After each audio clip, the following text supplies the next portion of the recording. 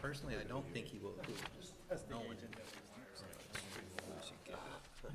I always. But if he's up in the air on it that much, he needs to say he's not going to Works until let it go through.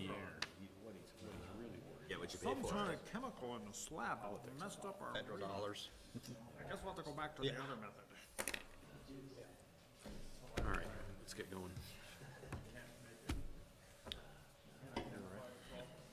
Okay, everybody, let's get this, let's get rolling. You're all setting up and running? Great. So streaming live tonight from Williston's Town Hall, no, never mind. Hey, I got a job for you. Live to Facebook tonight. We're going to, welcome to the Town of Williston's Development Review Board for Tuesday, May 23rd. We're going to bring the hearing to order at 7:03. Two items on the agenda for tonight. First up is DP 17-21, Allenbrook Partners. Are you in the room? Allenbrook Partners are not in the room. Okay, they go to the bottom of the list. Next up is DP 10-35, Amendment Number 2, Cypress Equities. Hope you guys, if you would have a seat at the table.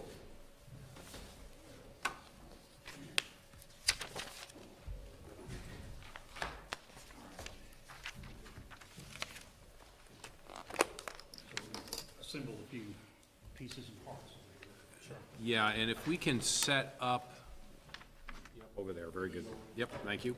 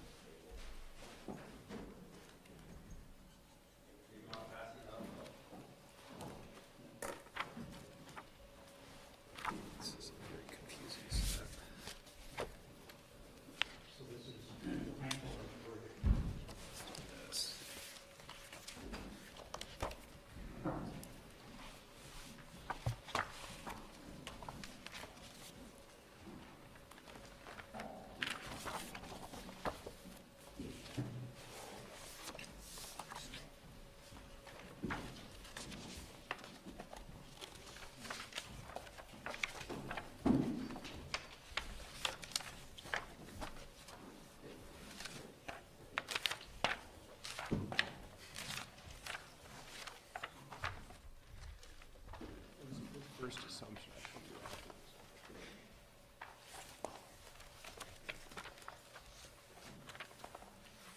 So bear with us a second here.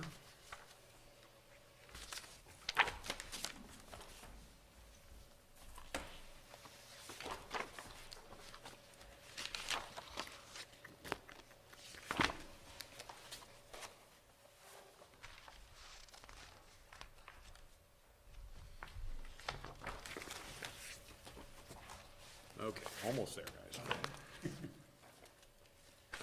Thank you for all the information. We appreciate it.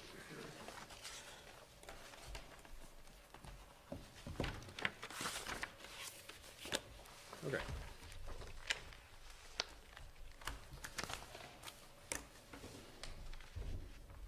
Okay, if you would state your names and your addresses, please. Paul O'Leary, O'Leary Burke Civil Associates, 13 Corporate Drive, Essex Junction, Vermont. Cypress Equities, 8343 Douglas Avenue in Dallas. Philip Kelton, Cypress Equities, same address. Great, welcome. Matt? You're it.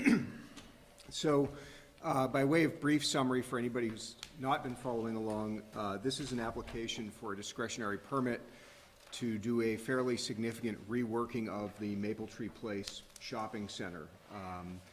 The proposal includes treatments to the paint on the exterior of the buildings, changes in size to the sign band that's on much of the facade of those buildings, changes to the central green, including the addition of a skating rink / splash pad, a structure for mechanical and maintenance equipment, changes to the interiors of some of the existing buildings to accommodate public restrooms and bicycle commuter facilities, and changes to the site to add additional parking spaces to the site, as well as, at this point, to eliminate a couple of non-conforming spaces.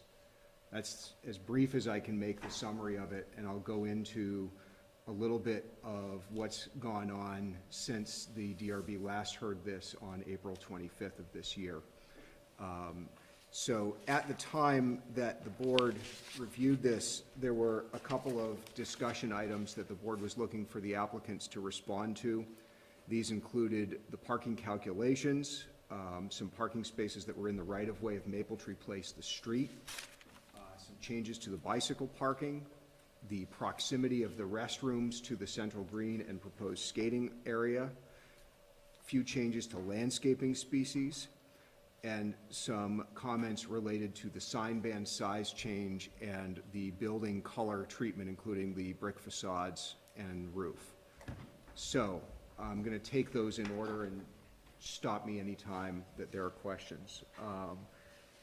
So in terms of parking calculations, the applicant and myself have communicated the proposal change slightly from 146 plus or minus additional spaces to exactly 144 additional vehicle spaces.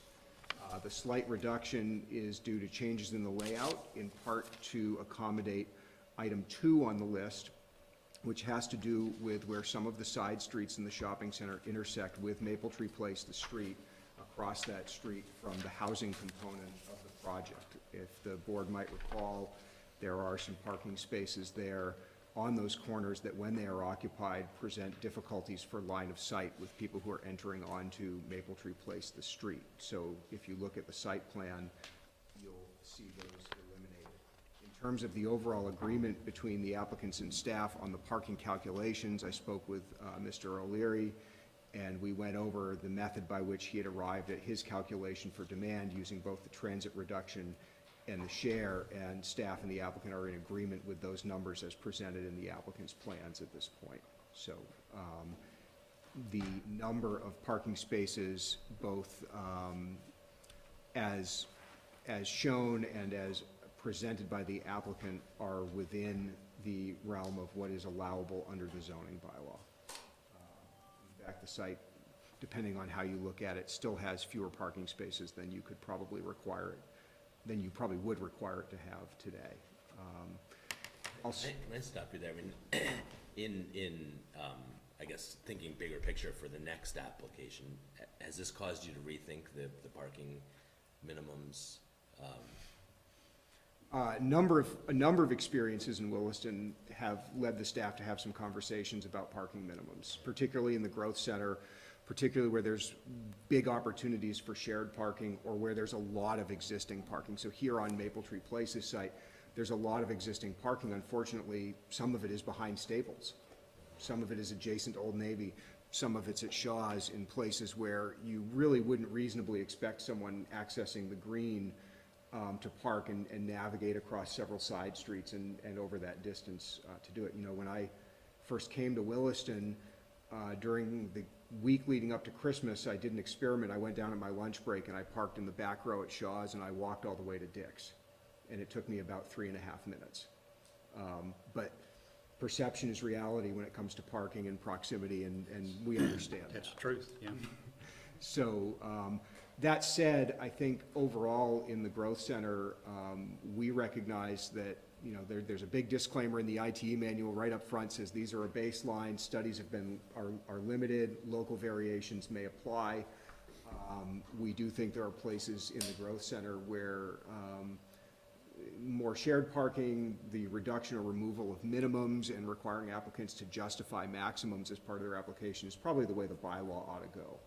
But that's, you know, today we have both a minimum and a maximum. It's the same number, and then we have adjustments that are allowed both for the provision of on-site, you know, reduced bus pass transit programs and for the share between disparate uses that have different peak hours of use. So, yeah, you go out to Maple Tree Place as an overall site and say, gosh, there's a lot of parking here.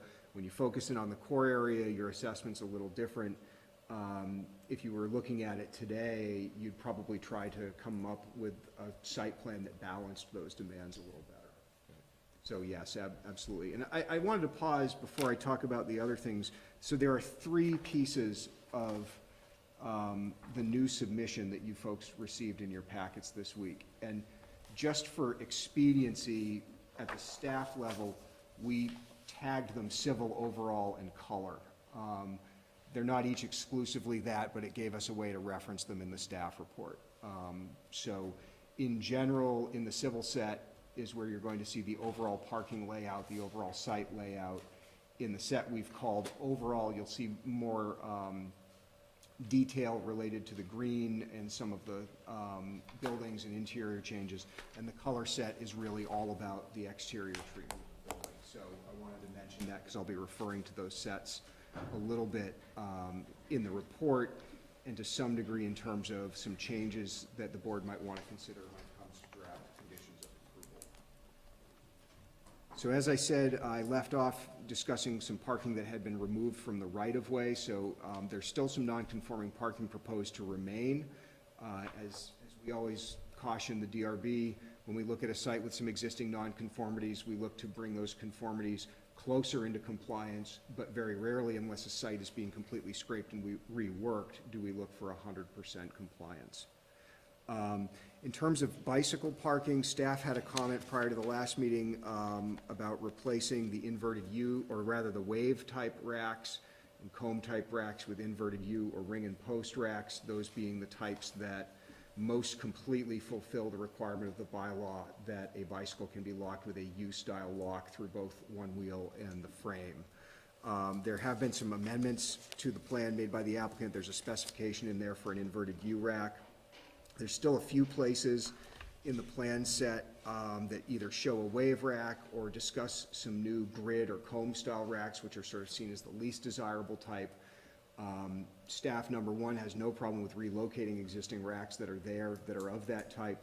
Number two suggests that the DRB might want to focus in on a few locations where those comb racks are proposed and consider whether that's, number one, better than no rack at all, and there's a desire for maybe the rack to be movable or portable depending on snow removal and things like that.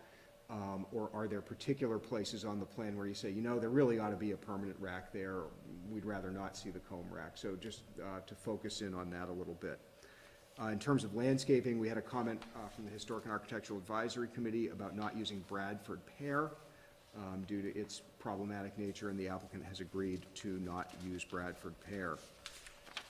The last two elements relate to the vertical expansion of the sign band, and again, there's no change proposed to the master sign plan that applies to the site. It's just the size of the band that carries those approved sign sizes, but it is a change to the facade and the shape of the building, and the changes to building color. And because I was not here to staff the last hearing, I spent some time with Ken Beliveau talking about how did it go in terms of talking about those two elements of the project and the rest of it. The minutes of your meeting, the draft minutes right now, reflect some discussion about splitting the application, splitting the approval, essentially moving forward with an approval of the site changes and continuing review of the color and facade changes to some later date certain. So I understand that that's an idea that's out there. Procedurally, I've prepared some draft conditions of approval that say things like the paint scheme is not approved. If there is an agreement between the applicant and the staff to split the review apart, I would just caution that we'd have to look at those draft conditions and make sure that they are clear about that, make sure that what the board is doing is clear, and certainly advise that any further review of some component of this project would have to be continued to a date certain, even if that was a placeholder, to avoid having to renotice the entire hearing. But is a split approval possible within what state law lets us do with a DRB? Yes, it is. So all of that said, I'll move on a little bit into the project. Much of the staff notes remain unchanged. Lighting remains in compliance. We have a recommendation about some street tree style landscaping along some of the new parking between the parking and the street. Parking lot landscaping. Continue to anticipate a minimal change to trip generation on the site. The DRB was not looking for a traffic study as part of pre-application. any possible change to trip generation would be dealt with by the zoning administrator at the time a permit was issued anyway. So if Ken Beliveau, or if I was sitting in that seat at the time the permit came through and we said, you know, we think the skating rink generates a couple of trips on its own, the ZA, under our bylaw, has the authority to assess the traffic impact fee at that time. As I mentioned, we're in accordance with the applicants on parking, both looking at the share and the proposed additional spaces. And as I mentioned, the parking layout comes closer into compliance with the removal of some of those spaces facing out onto Maple Tree Place, the street. I already mentioned some things about the outdoor bicycle parking, and just noted that there is still a wave rack identified on the plan, although the specification and the other detail shows that inverted U-type that I think our bylaw finds preferable. There is long-term bicycle parking provided, as well as end-of-trip facilities, i.e. showers, proposed as were before. So in the building that currently houses Rehab Gym and Starbucks, you see a detail layout in there for that centralized employee commuter facility. And on a site of this size, that's really the first time somebody's gone after meeting that requirement that way, and certainly in terms of retrofitting it. So in recent memory, there is a shared facility within the building at Lot 30 where Panera Bread is, that theoretically serves at least one other building on the site, the Verizon store. But this is really a big expansion of that, and certainly the first time the board's seen that retrofitted into a multi-tenant site, something staff strongly encourages as a solution to that provision for commuters. As I mentioned, there's a couple things in the proposal about expanding the sign bands, and there's a rendering. I'm actually not sure that it exists in what was given to you for this meeting, showing what a blade or projecting sign might look like on the site, and just caution again that, you know, the signs that are approved are the ones that are approved under the master sign plan today. Changes to the master sign plan could certainly be made in compliance with the bylaw, but would have to come back to the DRB, and that would be a separate hearing, because that's not been under discussion yet. No real changes to stormwater treatment. Water and wastewater treatment remains similar. There's likely to be some water consumption related to the skating arena, skating rink, I guess I should say. But we have, you know, Public Works has multiple water meters on the site and can pay attention to that as things unfold and adjust billing and allocation as necessary. We have also had all the utilities shown, and just Public Works had noted in their comment memo that utilities need to be in compliance with Public Works standards. They didn't call out anything in particular they thought was out of compliance. Similarly, we have had communication with the fire department, and really the fire department's concerns per their communication to us were limited to typical building entrance and exit and utility labeling, things straight out of the NFPA. Nothing about this proposal concerned them in terms of the ways they'd be able to maneuver a truck on the site or access the site for emergency services. And finally, in terms of solid waste, there are no changes to the way solid waste is handled that are really proposed here. I mean, there are some, you know, individual waste containers that would come along with the reworking of the green and adjacent to the skating arena, but no change to dumpsters, dumpster enclosures, anything like that. In terms of the changes to the building elevations and anything with the floor plan, this is probably the place where the town's design review standards in Chapter 22 of the bylaw come the most into play. I have left in the commentary made by the Historic and Architectural Advisory Committee in regards to those proposed changes, and expressing the committee's desire that the paint treatment not be approved by the DRB. I should note, late this afternoon, I did also receive, or Ken rather received, an email from Mary Jo Childs. She's a member of the Historic and Architectural Advisory Committee, but writes to the board to comment as a resident that she is, and I'm quoting here, "I am strongly opposed to permitting the owners to paint the red brick buildings at Maple Tree Place." So as we do when we receive any written comment. I'll distribute copies of that to the board. The applicants can have some too, and it would become part of the record of the minutes of this meeting. So it's just one sheet, and you can pass that down. I've got a couple extras here. Other than that, some of the concerns, and I know these were discussed on April 25th related to the Historic and Architectural Advisory Committee review, were saving space with diagonal parking to create additional green space. I know the applicants discussed that last time. The Historic and Architectural Advisory Committee had concern that some of the new proposed parking might preclude the development of additional building footprints that were part of the understanding the town had in the late 1990s and early 2000s of how Maple Tree Place might build out.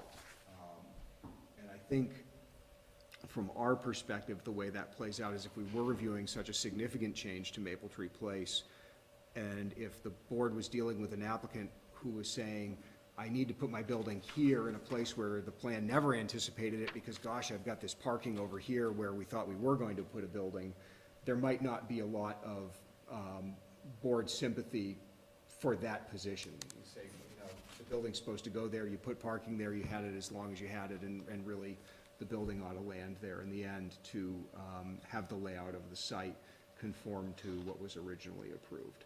But that's neither here nor there. That's a future prediction, and it's another concern that was noted by them.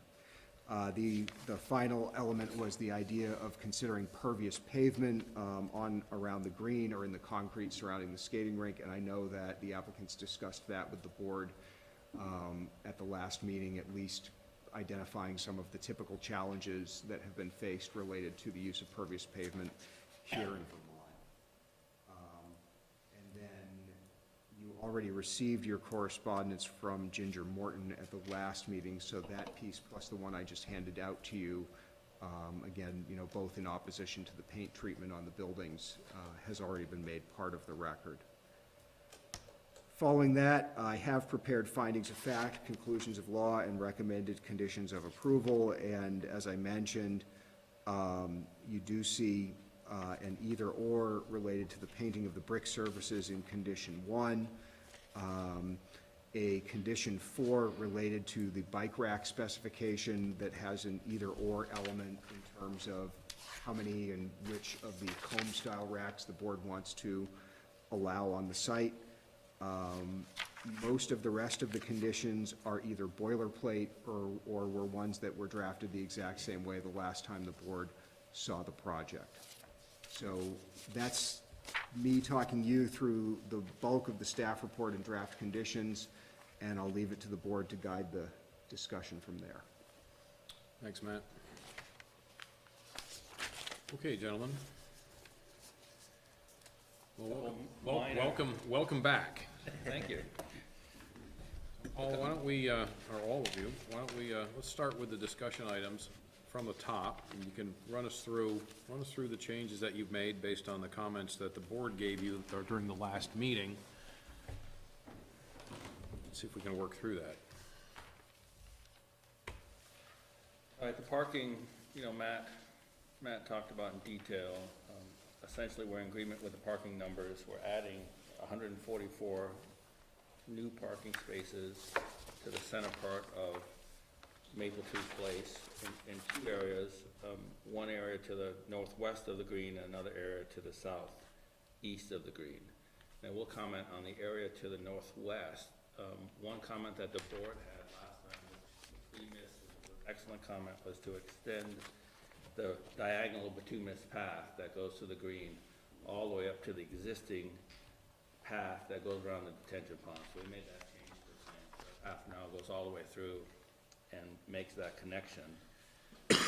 Brian had also pointed out that we had the opportunity to pick up 3 or 4 additional parallel parking spaces alongside Shaw's, and so we made that change, and the parking count So Paul, is there actually a path cutting through the air? I couldn't really tell from the plan, it just looks Yes. like. So Yeah. what Yeah, material? that bituminous path will go all the way through the diagonal, through that Okay. parking lot to connect to the existing path. I was also confused because on the larger packet, they had two options for that parking area. One with a lot fewer, and I'm assuming you're, No, we're going with the larger one. yeah, that's what I'm assuming. Because one sheet's labeled in the title block as option B, but then it's stamped option A. And so it was a little bit confusing. Okay. Along that same line, where that path crosses the parking lot, will you be striping that like a crosswalk or something, or? Yes. I think we've got to rework the grading on that a little bit. I noticed we've got it around a 9 or 10% grade, and we'd like to get that back down to 5 to 6%. But we should be able to regrade that without any issues there, so.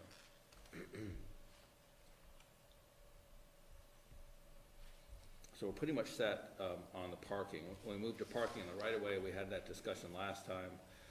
You know, there are a couple of spaces that are partially in the right-of-way. We were eliminating one of those at the corner that affected the sight distance. And there's two spaces by Connerway there that really are kind of not, you know, we're not doing any work over there, but there was we had the conversation about the guy with the big pickup truck that liked to, you know, park there and block the sight distance. So we're gonna eliminate those two spaces on either side just to improve that situation, and the parking count reflects those changes to the plan. Am I reading this plan right, that you've got about 10 or 15 spaces that are over the property line? Yes, that's correct. And those are all existing spaces. I thought the dark ones were the new ones, no? I'm looking on page 3D. Yeah, 3D, well, the shaded area is the new parking lot, but all those spaces that go across the line, you know, are existing spaces. Just reconfiguring that. Yep, Yeah. configuring the whole thing, yep. We're connecting. But the- Actually, the spaces are almost the same configuration, they're all So you're, straight. you're chopping up that pavement and putting it back down? Yeah, we're gonna regrade it. Yeah, there's a little bit of regrading that goes on there. A hard time considering those existing spaces then. Well, You pulled up what's there, it's now gravel, and you're gonna put new pavement and new stripes down, and they're going to continue to be like the old spaces in the right-of-way. yes, That's your intent? that's our intent. I mean, the grade's only changing a few inches. I mean, if it was, I mean, we could certainly leave it, but we'd like to have that, we'd like to have nice, consistent grading across the parking lots.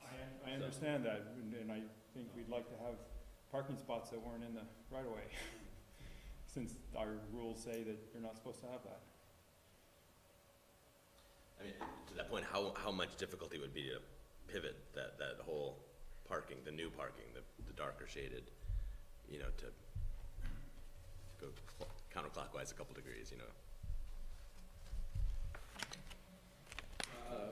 Yeah, it would be possible, potentially, pivot it.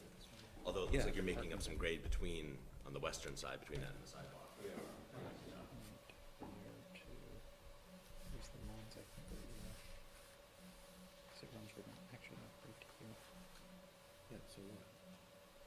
Was this just an error in during construction? Was this not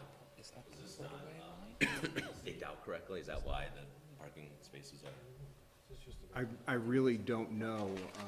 It's been this way since it was constructed. You know, this street was constructed at the same time as the site. It was constructed under a very different standard. It's not typical that anything would have been allowed in the right-of-way. There was a time when parking was not considered to be subject to setbacks in Williston, and therefore you have parking all over town that's very close to property lines. Are we sure this is, Yeah, let me just add one thing. I think you're on site plan 3D, and I think what you're looking at is the Velco right-of-way. And that's just simply the power line easement, and that does not have any bearing on a lot line or parking. No, there's a right-of-way line. That heavy line, right, that is essentially parallel But with the road? isn't that the Velco, right? No, I think the Velco easement is the diagonal one that goes across the road there. Yeah. Yeah, those parking spaces are They each are over? about, they're about a third of their depth over alright. the line. And then when you go further to the north, I mean, that whole parking lot is the same way, I think. Right. Yeah, that goes back quite a ways, but I think originally, when Maple Tree Place was approved, there was a lot of conversation about what was gonna be public roads and what were gonna be private roads. Because obviously, you look at all the private roads, and essentially they have on-street parking. And I think at the time, Public Works said they didn't want any roads that had parking.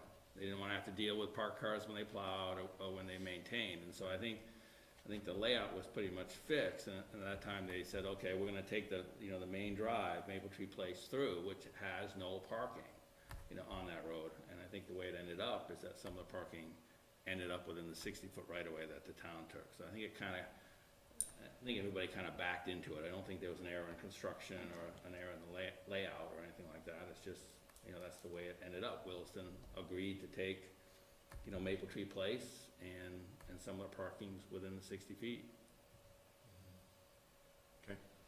Just a note on nonconformities in general, the first principle is when you're in front of the DRB and you're changing the site, there's always, as I said before, an attempt to, at least sort of proportionally reduce nonconformities in exchange for what's being proposed. The other part is, in our bylaw, if you have something that's nonconforming and it's destroyed or eliminated, you get 12 months to put it back. So if your house is over the line and it burns down, you've got a year to put it back, or if you knock it down. You have the benefit of that footprint and whatever setback it violates for a year. We're a little different here in that we're talking at the DRB and we're talking about how much nonconformity will be allowed to remain versus how much change is being made to the site. But just your comment, John, about, if I tear it up and it's gone, is it gone? And the answer is, if we were dealing with this administratively, it could be gone for nearly a year and you could still get to put it back. Can I just ask a quick question while we're on this sheet? The upper left shows the connection to Cottonwood. Is that something that you're proposing, or that's part of the application? We are permitting it with the town and with Act 250 and with the state. And Cottonwood has agreed that if that section is permitted, that they will construct it in lieu of an alternate connection as part of Cottonwood, so. I remember that part, but I didn't realize you guys are handling the permitting piece. Right, because it's our property, and obviously Cottonwood couldn't permit something on our property, so we said, all right, we worked with Public Works to get through the details, because they're a big advocate, obviously, of making this connection. So we agreed that we'll permit it, we'll take care of the Army Corps and everybody else in Act 250, and we thought that Cottonwood was, so it's a win-win for everybody.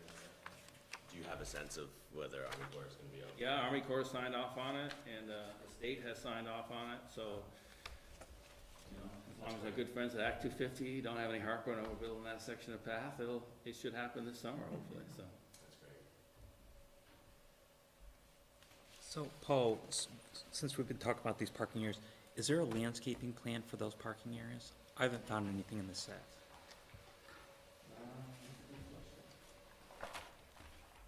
Yes, I think there is.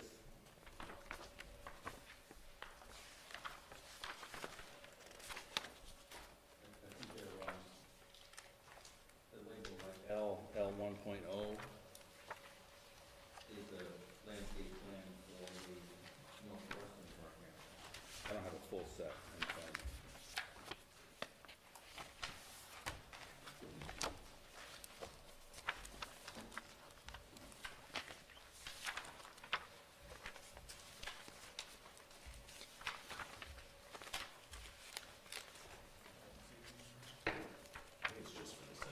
That's the only thing I've seen.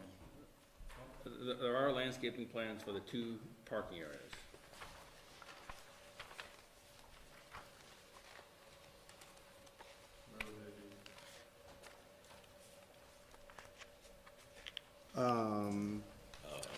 Right. It's L1.0. In the civil set. Oh, I'm looking in the overall. It doesn't have the landscaping for the green, but it does have the landscaping for the two other parking areas. There's an L1.0 in the other set that's. Yes, yes, that's correct. See, I see a plant list, but I don't see actually. Oh, wait, barely, you can barely make them out. There it is. There's one for the There's northwest. L but one not oh for one. the- It's just very faded. I'll try to get it now. There it is. There was one for both areas, I know. There is, Paul. It's just very light. You can barely make out the trees in the, on the plan.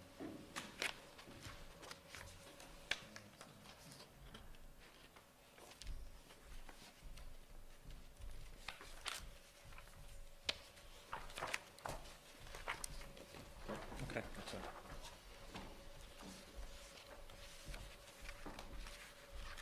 You got other questions on that topic? No. What wasn't added to the landscape plan was, you had a requirement that we come up with a street detail, for the areas of the parking lot that are along the roads. So we didn't amend it, but we did agree to that condition that we would add that in. Okay. So Paul, what are you doing for landscaping underneath the Velcro easement? Generally, we don't put trees in.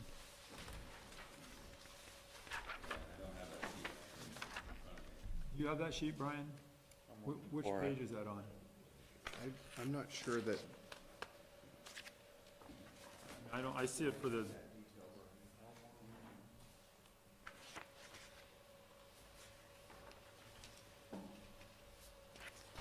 I'm not seeing it either.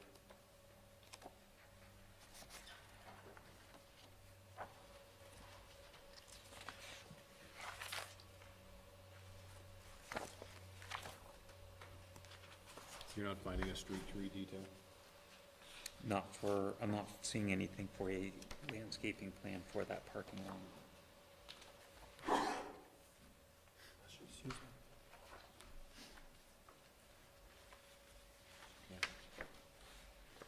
Yeah, I don't have a partial set, but I know there originally was a landscape plan for both parking lots.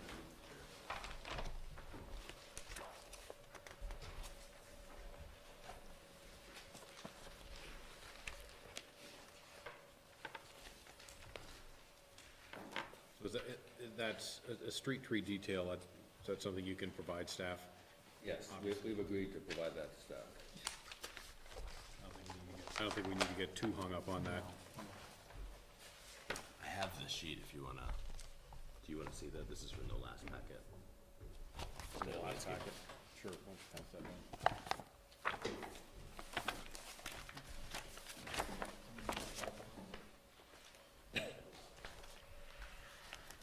We sent the plans to Velco for their comments. We expect though that within the Velco easement will certainly be restricted to, the shrubbery or, something that doesn't grow much more than 5 to 8 feet, so. Yeah, looks like you have a few trees underneath the Velcro easement, so they may make you make changes.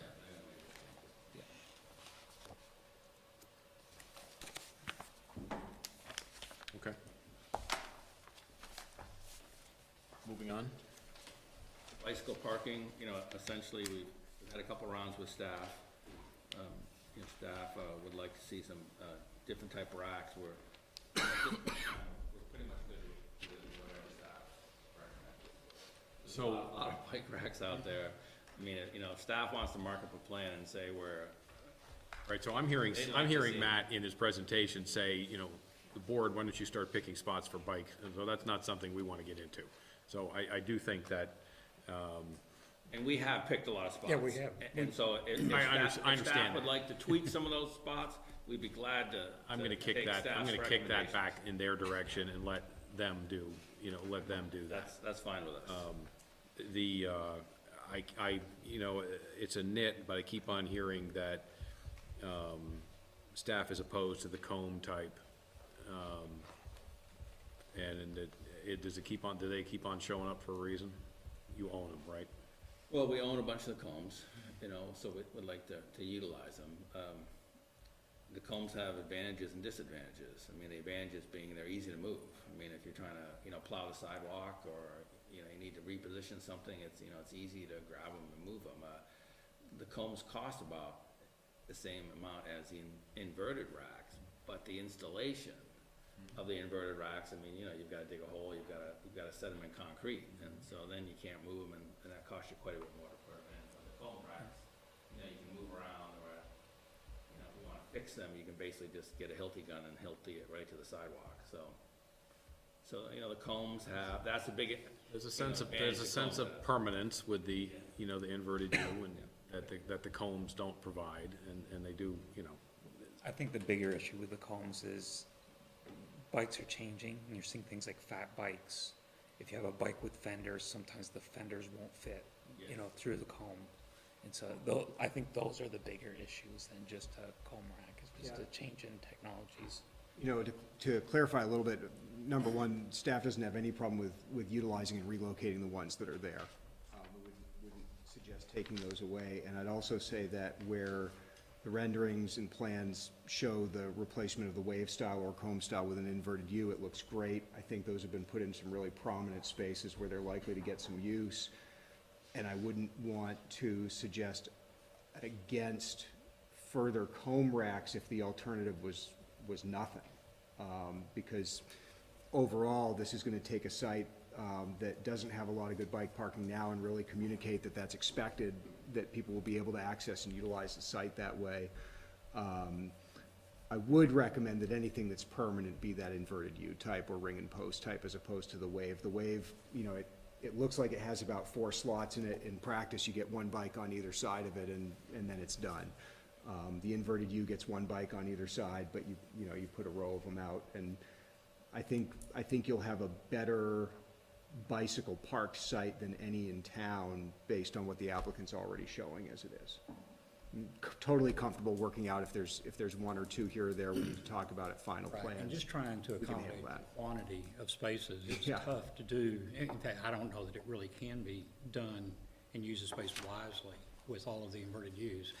You're gonna have to have some movable storage also for peak events and, you know, things that happen at the center.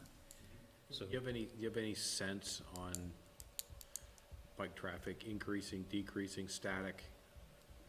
I don't know whether you would or not, but. to my knowledge, it has not increased, and it has remained fairly static. I know there was only one bike parked at the town square today, and yesterday. So, you know, it's something to be planned for the future. It doesn't speak to today's customer. I think it's something that has a value in the future. we expect the spray park certainly gonna attract some kids and, you know, some more, not the employee types, but certainly kids coming and going. That would probably generate more bicycle traffic than anything else will.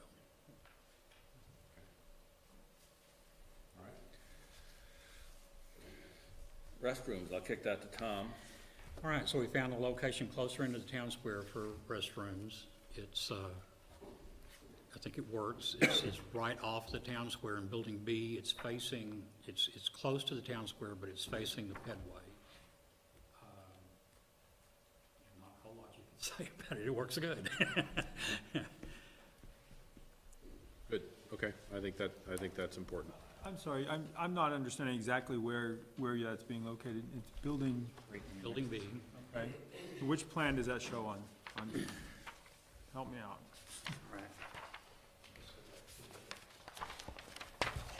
Okay, so if you go to the paint color plan.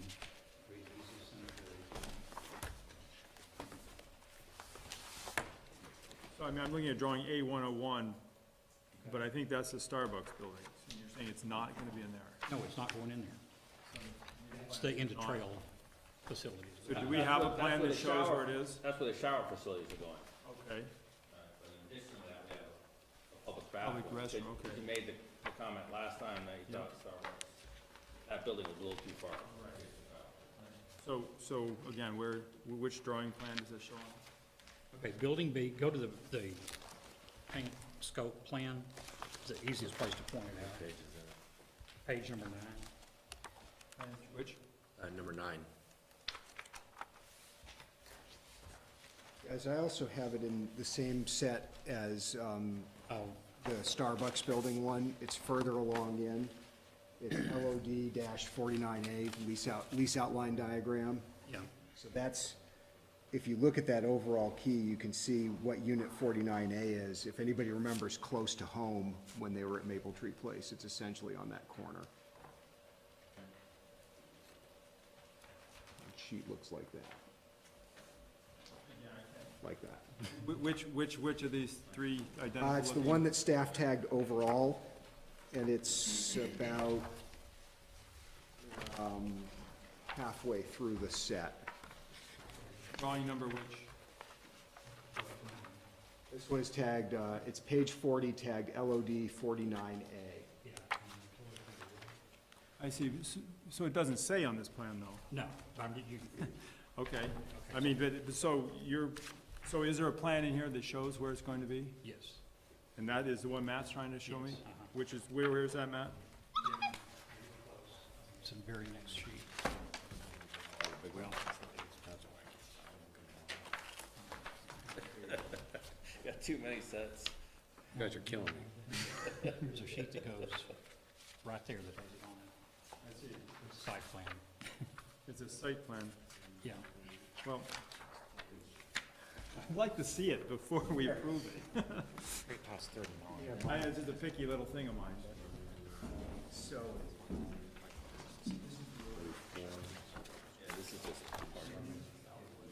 Right, this is 49A right here. okay.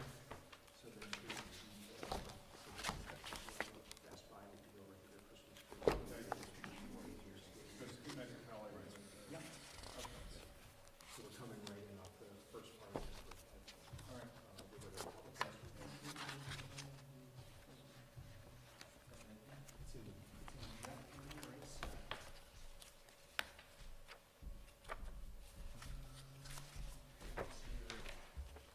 It's right before the Google map.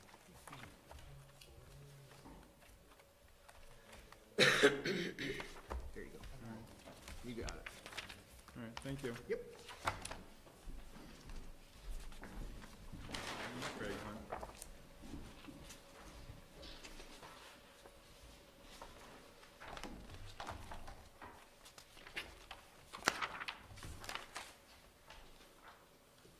You're still planning on having the showers over in the Starbucks building? Okay.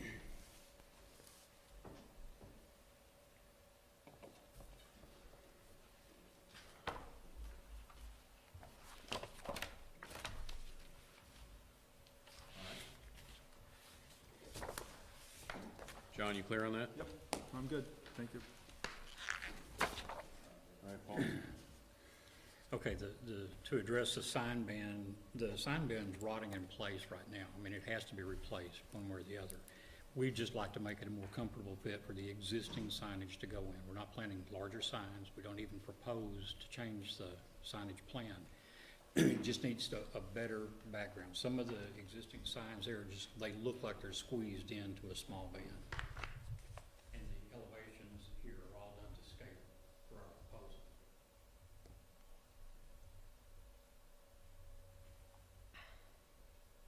Will all the tenants be getting a new sign?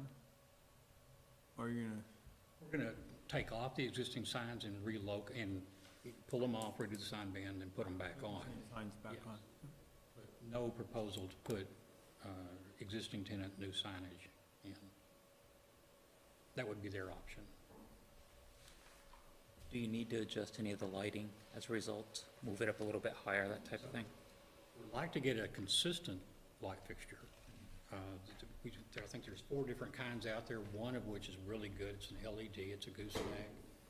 I'd like to replace all of that and just go with that one LED gooseneck. It's real slim, it's not obtrusive at all, and it does a real good job of lighting.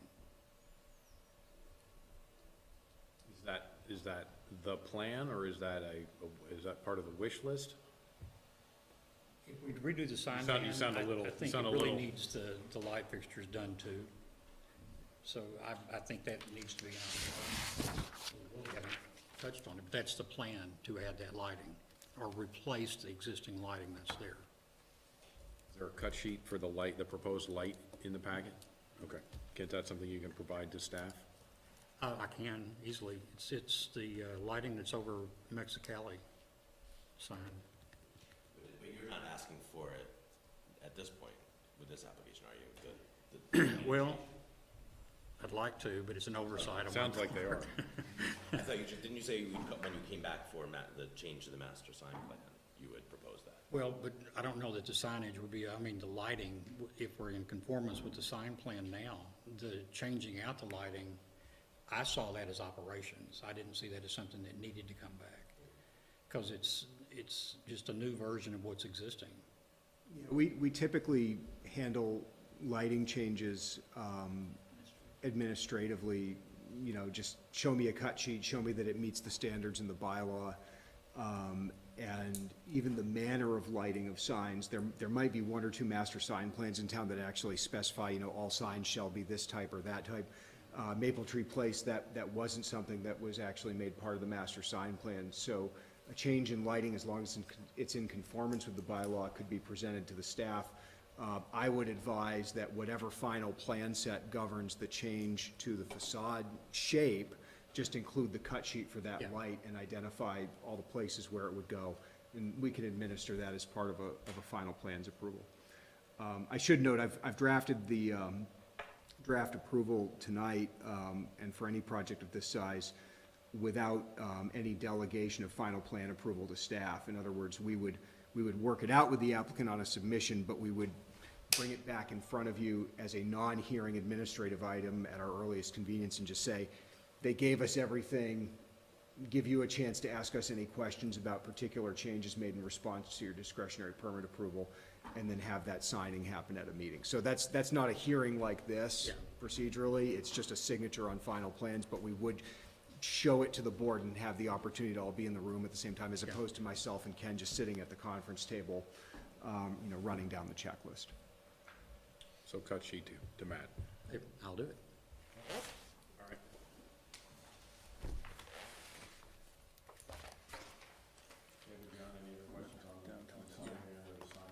What have you understood? Color. Okay, so next is gonna be the building color. So we took the advice from the RB meeting and made the coloration a lot bolder and put variation into the color palette.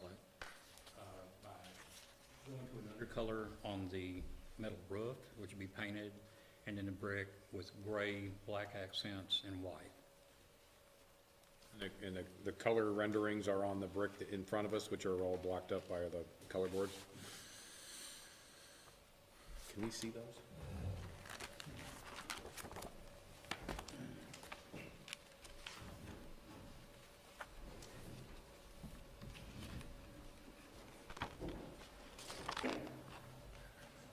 That's fine, you can leave them, you don't need to bring them up. You just leave them there, the boards were being covered. And I think for the cameras, we can get some, make Want that. to see you lift them to make sure they're real bricks, Yeah. that's all.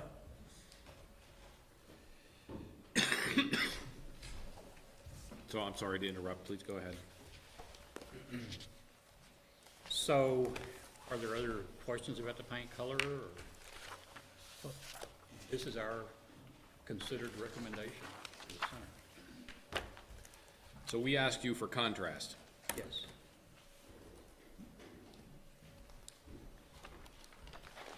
Questions from the board? I'm just trying to find the page I was looking at. On page A102-A, on the upper left side of the building by the arches for the windows, it's showing that color as the PT-1, which is the white, but it's shown as kind of the gray. So I was just trying to, I'm afraid there's gonna be a few little mistakes like that. We had to rush to get these plans done. okay. I gave them a fast check.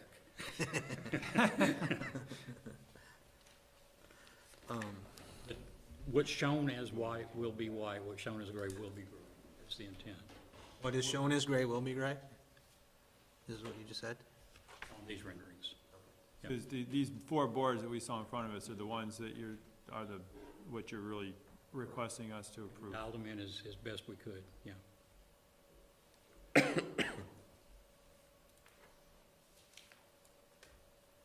Are there any of the existing bricks that are still gonna be visible? that are unpainted on the There's a paint facades? plan in here, Show 'em that. and if you go to that, On page 9. I think so.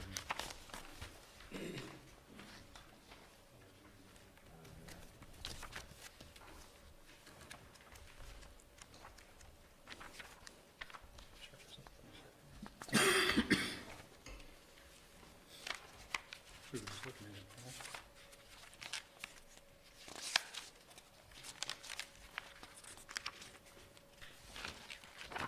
Plan with the red line and a blue background. Oh, my goodness. There we go, here's the paint scope. Yeah,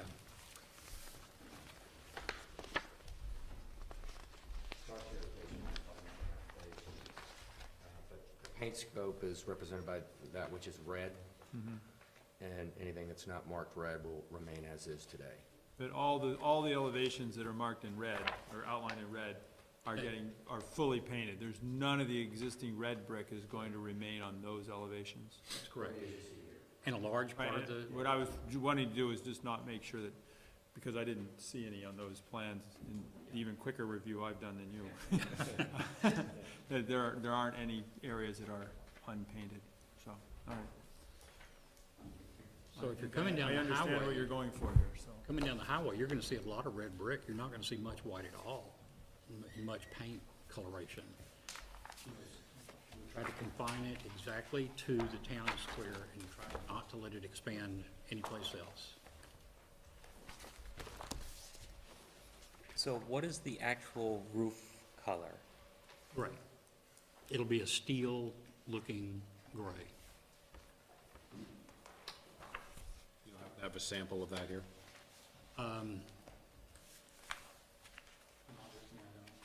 It's, Okay. it's trying to mimic a steel color, steel look. I can send that in too. I've got actual paint samples back at the office. It's currently green, correct? Right? So it's green steel, green sheet metal, green standing seam, whatever. Yeah, uh-huh, And so this would be some form of epoxy coat that goes over the top That's of that. right. I might have those paint samples. I might have brought those paint samples with me.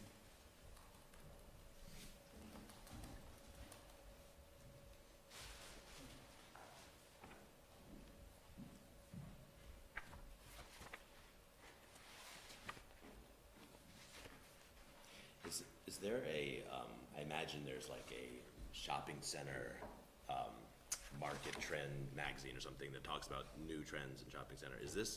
Are these kind of bold colors? Is this kind of the way that shopping center is moving nationally? Being brighter, bolder is the way. Retail tenants are harder to get now than ever before. Everybody's squeezed for money. Consumer confidence is down, so retail's, trending down. So you have to be bolder and really in your customer's face to be successful these days. So it takes something like this, especially to a maple tree place. We have to go in and make a big noticeable change to get the tenants back and the customers back. So, this to us is imperative. So I did have that paint sample with me.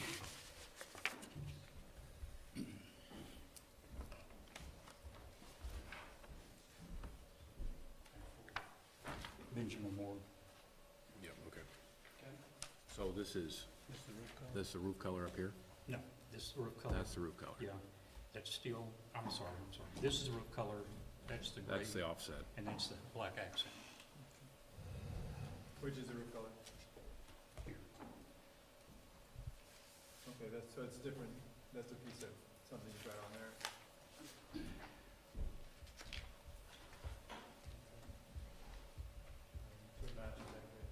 Well, Close, not quite, but. when the sun gets on it, if you bring it out under 3,500 degree light, it seems to me, looking at it, it needs to be a little bit lighter. So maybe we can look at it. That's- They're not co-planners, so.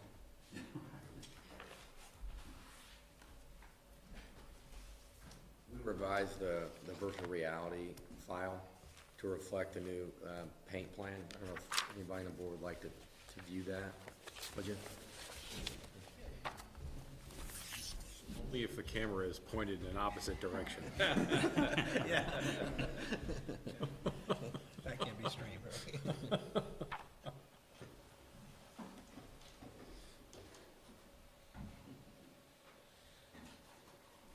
Just going back to the colors, you obviously want this to be successful, and you wouldn't choose a Sure. color scheme that you don't think is successful. This is the business that Cypress Equities is in.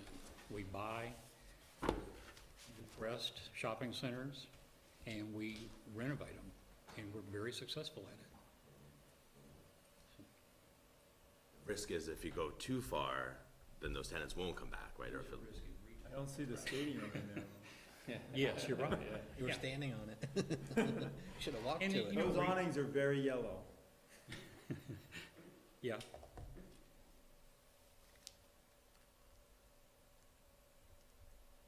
You know, in retail is very trendy, you know, much more so than office buildings or universities or, you know, things like that. It, typically, you redo a retail property about every 7 to 14 years or so. That's kind of the cycle.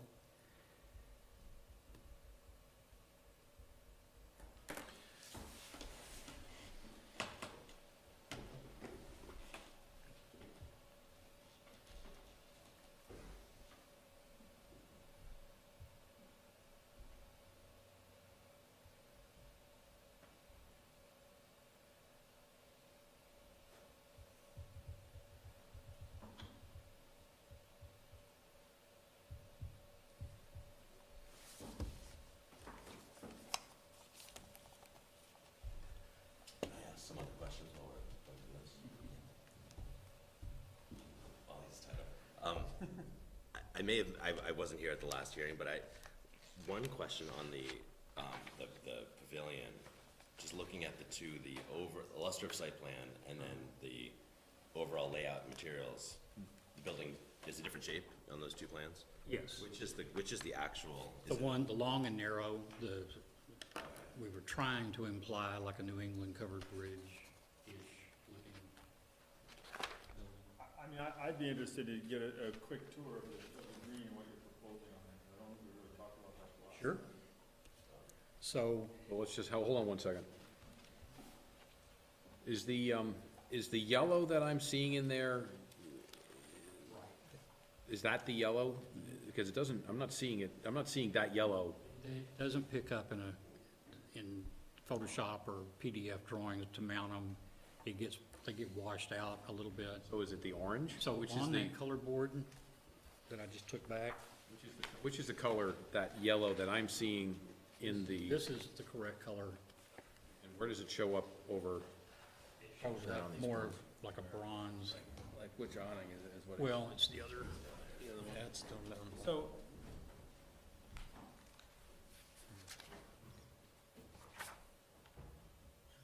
so what we're seeing is red here is more of an orange, Right. and what we're seeing is It's orange. Orange is more of the yellow. Yeah.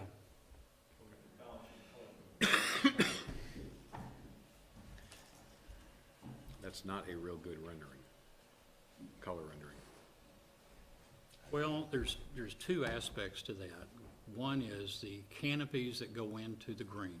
We're gonna do those, the red and orange, and we really do wanna make those vivid and stand out. And I think it's a good comment on the awnings that go on the buildings. Maybe they should be toned down a little bit. I don't think they have to duplicate what's out in the green, but they should mimic it, I think. So we have, I think I have to bring this up. You know, you have the staff notes, and under the section that said building elevations and floor plan,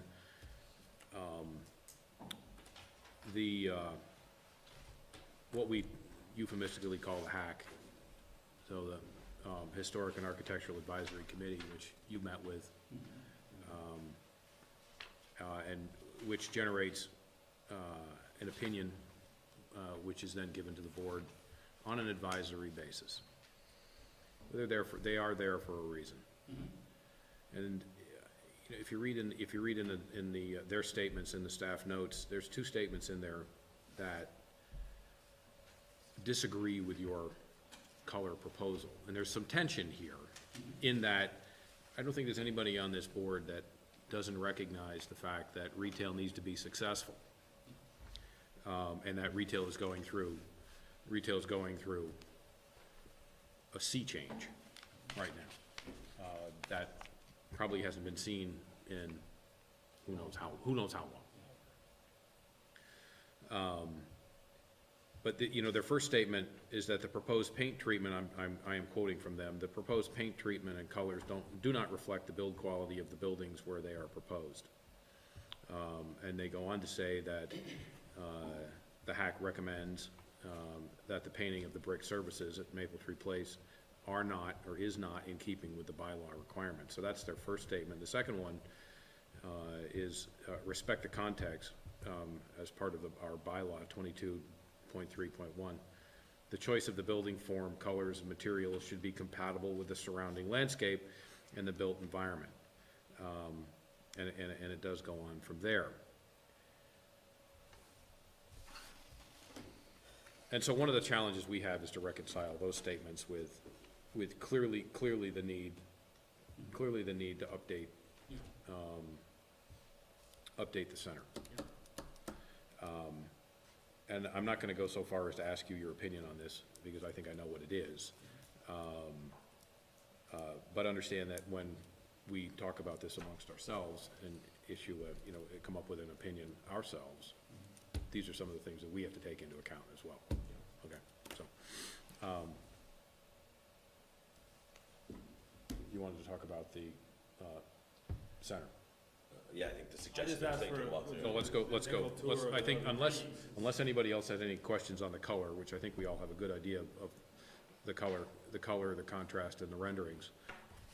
So just the quick tour of the green. So we're just cleaning the band shell up, and put a metal roof on it, so it has, some continuity with the other building.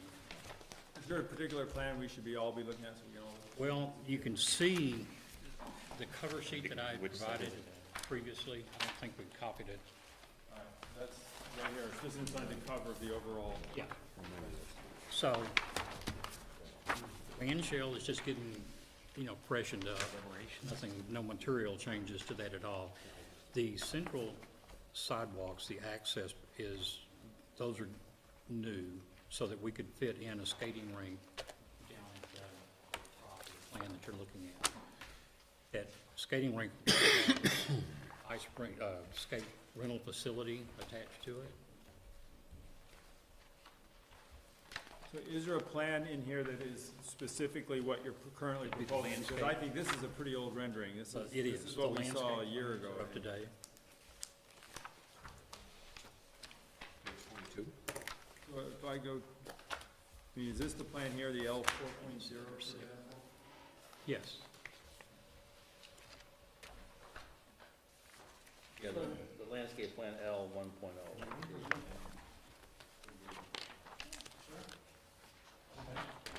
Our landscape architect's here, and let's get them to run you through the town square.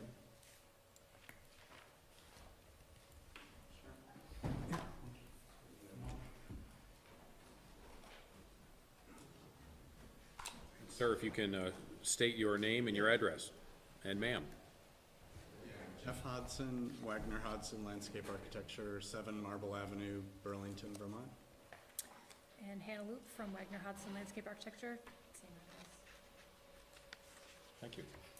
So, we can kind of give you a kind of an overview. When we were brought on to the team, we took the program and started to kind of massage the center green and work with the development team to kind of refine the layout of everything. And we really, we wanted to keep the kind of traditional cross-axes sidewalks in there, but we wanted to use those as a framework for some of these site features that we wanted to incorporate in. So if you look at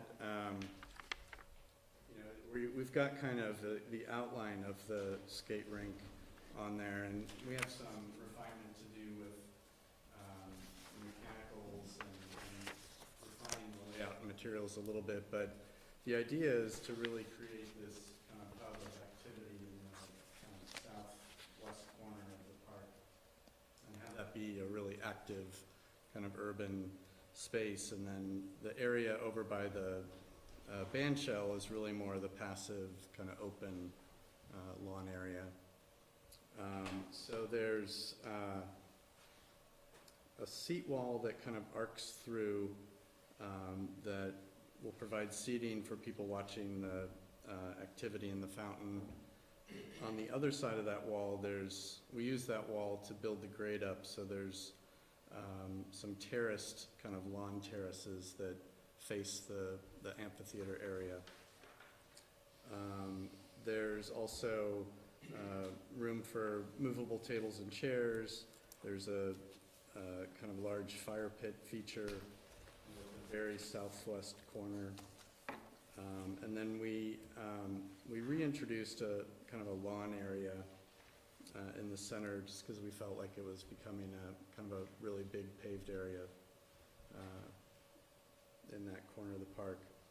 And then there's the rectangular building that supports skate rentals and mechanical equipment and storage. So we felt it was important to provide a lot of outdoor seating areas for, I don't know whether it would be a farmer's market or some sort of vendor's market, creating an outside magnet for, say your spouse is shopping and you want to sit around and wait outside for them, or your kids are getting impatient. Having a place for families to come, outdoor seating with tables and chairs, and I think having that main connection kind of between Boxwood and Walnut Walk, right at the corner where you enter the theater, that feels like the hub of the activity now, and that's what we tried to Build off of. Yeah. On the sheet L 0.0, this is shown as all kind of hardscape where the rink is, but then 1.0 shows part of it as lawn. I'm gathering the second one, the one with the lawn, is the more correct one. Yeah, actually. Not sure. We're kind of Oh, back and maybe. forth. It depends on the vendor, then we end up choosing to buy the ice rink. Right, the proposal is going to be a combination ice rink, spray park, and some vendors, it looks like it's going to be all hardscape. We have the option to go to a more portable rink that has some limitations on spray park, and portable rink allows us to do a little more of a grass surface in there, so. That's gonna be my question. How would you have a rink, how does that work with a rink over the lawn area? Yeah, but it works fine with a portable rink. Yeah. But it Yeah, doesn't work right. with a permanent rink. Right. So if we end up going with a permanent rink, essentially they'll pour a 5 or 6 concrete slab over that entire rink surface. Yeah. So then it'll obviously all be hardscape. But advantage is the portable rink, you get much better quality ice. Essentially the manufacturer tells us that they can keep ice up to air temperature of around 50 or 55 degrees. So like if anybody has a backyard rink, last winter, a couple of my guys had backyard rinks, they got 6 days of use out of them, all right, non-refrigerated rink. So hoping that with the refrigerated rink, we'll have quite a long season and get a lot of use. So. I think our intent is to minimize the hardscape to just the areas that we need to be hardscape. So there may be some coordination if we go back and forth, and depending on the vendor and the system that we choose. I have to tell you that my concern, if you go with a portable rink, is that 3 years into it, it goes away and we never see it again. Because there's a cost involved, and given margins these days, that's the first thing to go. We believe that we can operate, we believe we found a couple of people that will take it over and run it for us. So we feel very strongly that we can make this happen. I think it's a great idea, and my point being, if, my point being is that, you know, I would love to see it permanent, because somebody somewhere is less likely to draw a line through it when, you know, once the bottom line starts to go a little you know, off color. Understand. I understand. Well, just, The permanent rink makes the spray park much easier to construct, and we think the spray park is just as an important Yeah. element as the rink. You know, because again, you've got that whole summer season, the cinema, the outdoors, and, you know, we feel the spray park will be a big attraction. were you making the point though earlier that the portable rink is better, it makes better ice? No. It was the other way permanent rink makes better, Okay, and it makes okay. a better spray park. So why would you wanna go with a portable Well, rink? you just have more hardscape, alright? If you went with a portable rink, you could actually lay the portable rink out over a grass surface, Oh, I see. alright? So you have less permanent hardscape with a portable rink, Mhm. but poorer quality. I think there's enough green space and terracing that the hardscape does not intrude on, I think it's very well done and very well designed, with, as it is, and that the hardscape does not feel, from our, you know, from what little rendering we can see, does not feel oppressive at all. In fact, may attract more people, to the area, so. Other questions? Is this a standard rink dimension? Just thinking, I mean, it's not, this isn't hockey size, obviously, but is it? It's a 40 So is it comfortable to at least kind of move around? Yeah, it's pretty good size Yeah. rink, Yeah. 40 by 80, you know, pretty decent. Practice, get lighting or something like that, Yeah. maybe a little smaller. Smaller. Small. Yep.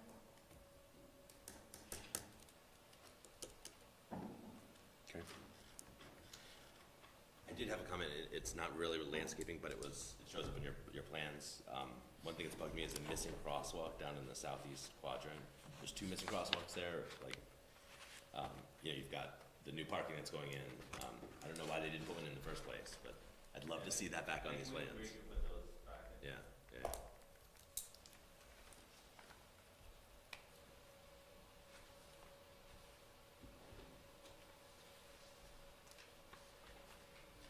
Other questions from the board?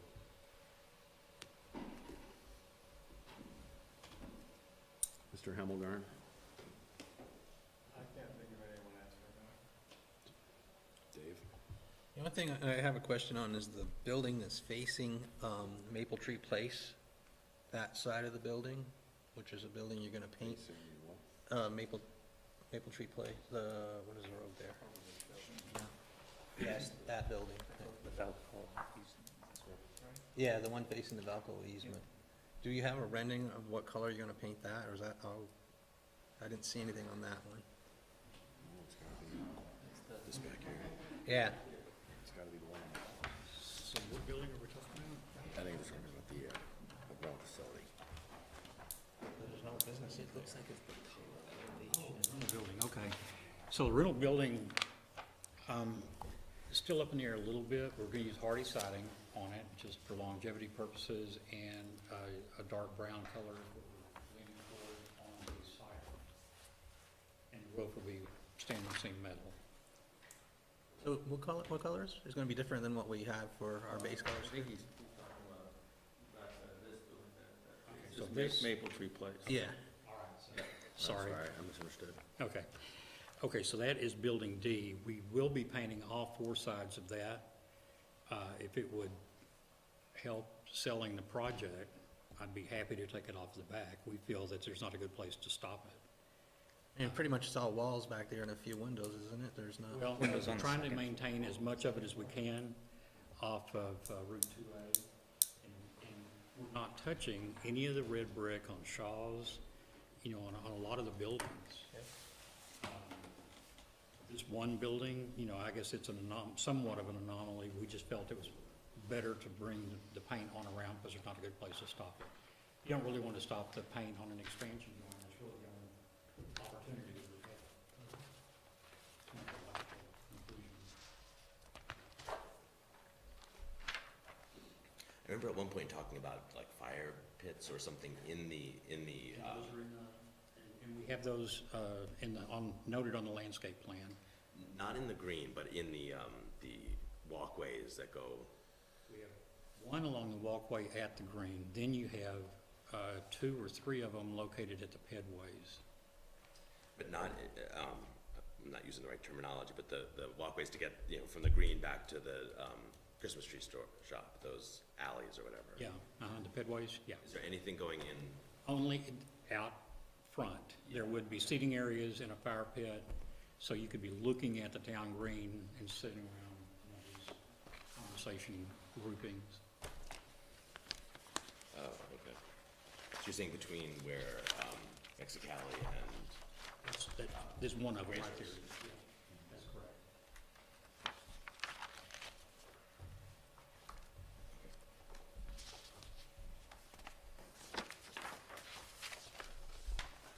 One other thing, that's kind of bothering me a little bit, to bring it up. The hack talks about us not being in compliance or in conformance with the other built, or the adjacent environment that we're building in.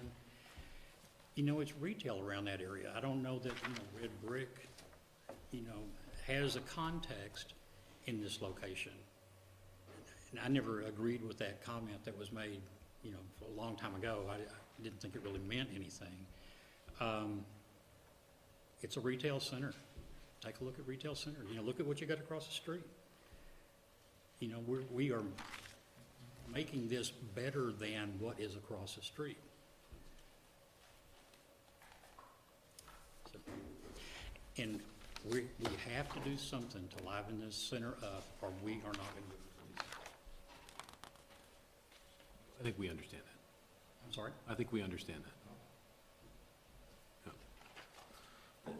the rendering of the pavilion shows, it looks like wood ladder. I assume that's not, is that the treatment that you're thinking for that? We want it to look like that, yeah. It's a hardy plank siding, which is cementous. That's what you were doing Yeah, before, okay. yeah. So it won't be the white and It gray? won't be the white, no. Okay.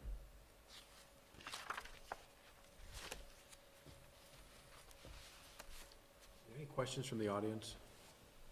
Ma'am? Any questions? Okay. Sir? Any other questions from the board?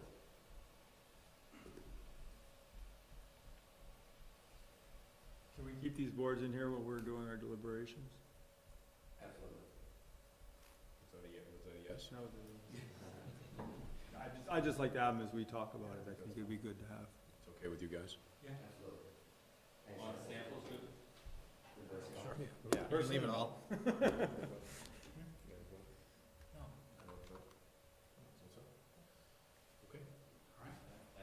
Thank you, guys.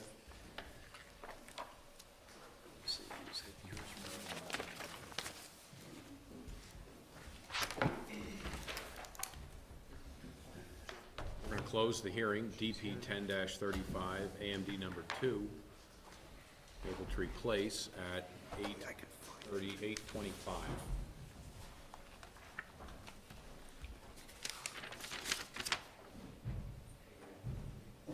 Is Allenbrook Partners here?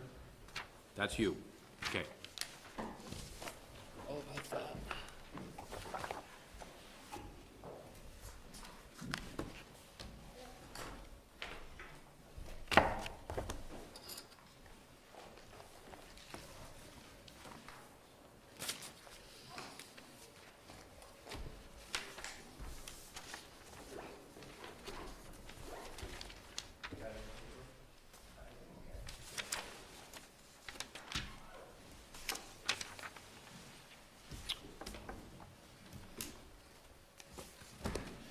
Okay.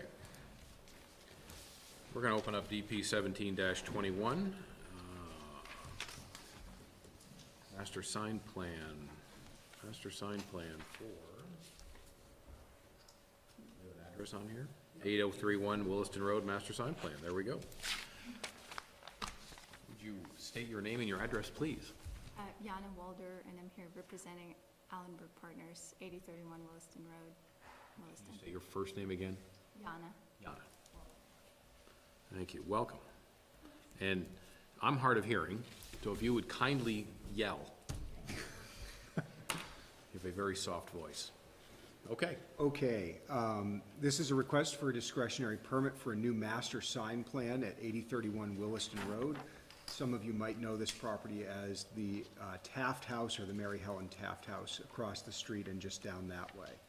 So this property was originally developed as a single-family residence. It's a historic home in the village, and the property it sits on was subject to approvals by the DRB dating back to 2010 with Bill Niket and Infill Realty related to the elimination of residential uses inside of the house, the establishment of 2 footprints for single-family homes to the rear of the lot, and the conversion of this structure into a commercial structure. That's as brief as I can make the history on that. That conversion has taken place. The house now has multiple office tenants inside of it, and one of the things that was spelled out in that original approval was that any signage on the site would have to come through the board for a separate discretionary permit. In fact, our bylaw currently says that a new sign in the village, regardless of tenancy, multiple, single, or otherwise, does require review by the DRB as a discretionary permit. So it appeared to us, given that and given the multi-tenant nature, that the right way to review this was using our standard master sign plan format. So as I mentioned, it is a multi-tenant building. That is the primary reason that a master sign plan is required, a discretionary permit is required, because we're in the village. And I have restated the somewhat lengthy history of the review and approval of the project in total over there. This master sign plan is to establish 2 signs on the site, a wall sign on the wall of the building, essentially on the front porch of the building facing to the east, and a proposed freestanding sign in front of the building. I've calculated the wall sign at 10 square feet and the freestanding sign at 16 square feet. My calculation of the size of the freestanding sign comes in a little lower than what the applicant submitted, and that's because the applicant's calculation included the building numbers that are part of that sign, and our bylaw exempts those building numbers from the calculation as long as they are under 4 square feet. That's a good thing, because then we arrive at a total that is equal to 5% of the area of the street-facing facade of the building. You note I said 5. In our bylaw, most places get 8%, properties in the village get 5%. So that's 23 square feet, and we have a total of 23 square feet between the 2 proposed signs, and it was the frontage of the building facing Williston Road that was used to make this calculation. There are no additional signs proposed other than this 1 wall sign and 1 freestanding sign. No temporary signs, banners, freestanding window signage, et cetera, is proposed or approved or could be, given that we're at the maximum for the site. There are no existing signs on the site, so there are no non-conforming signs on the site, and these signs are within the limitations allowed under WDB 25A, the sign table, and therefore no special findings of fact are required for the DRB to make in order to approve this master sign plan. So I have prepared for you recommended findings of fact, conclusions of law, and conditions of approval. They would approve this project as submitted by the applicant with no changes. That's what I've got. Yana, what would you like to add to that? I think John from Design Signs based the design on one of the signs down the street, so that's the only thing. Yeah, I should add, this did receive review by the Historic and Architectural Advisory Committee as well, and, you know, they saw the design of the signs as being compatible with other signs, you know, very, very typical design of what we see in the village. Okay. Is it white, is it white background and then black top?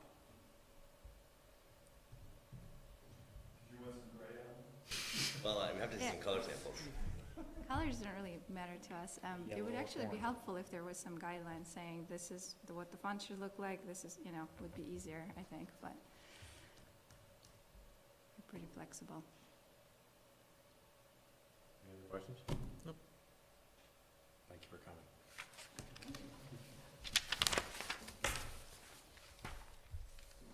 We're gonna close DP 17-21 8031 Williston Road Master Sign Plan at 8:32. 8031. 8031. We're done. Thank you.